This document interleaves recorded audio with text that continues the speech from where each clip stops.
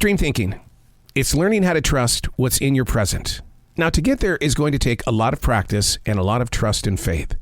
One sheet of paper every day, just 10 minutes. Write about whatever is moving through your presence of what is right now, with absolutely no judgment. Stream thinking sharpens your skills as a listener, a communicator, and an activator. Learning how to trust what is right now. This is Stream Thinking. Today we're reading from May 13th, 2023. Google has just released information about their new search engine being hooked up to amazing AI technology. Now, the question that I have is, how many everyday average people know what any of this means? Especially since it was just recently reported that Russia is using AI technology to interfere with elections in NATO countries. It's hard not only to digest this, but it's very difficult to set it aside for future consumption. A man of his 60s was recently blown away by Apple Pay. He calls it another step toward the paperless generation. And then he followed it with this question: are we ahead of the curve or are we behind? I mean, didn't SpaceX just recently send up an unmanned ship beyond Earth?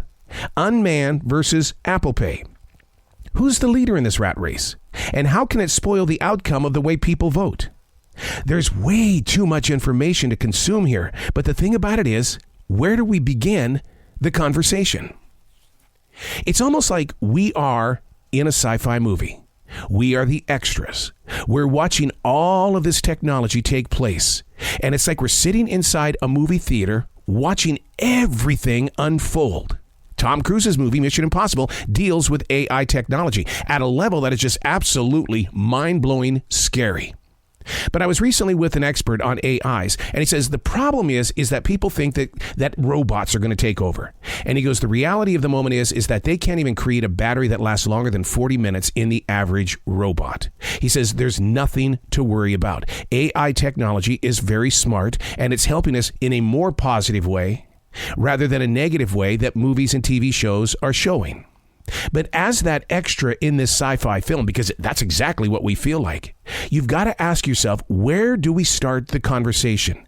Because if you don't start it, if you don't start doing your own real research and not what's been clickbait all over your Facebook and other social media outlets, what's going to happen is that you're going to step away because you're going to get too much information and get burned out on it.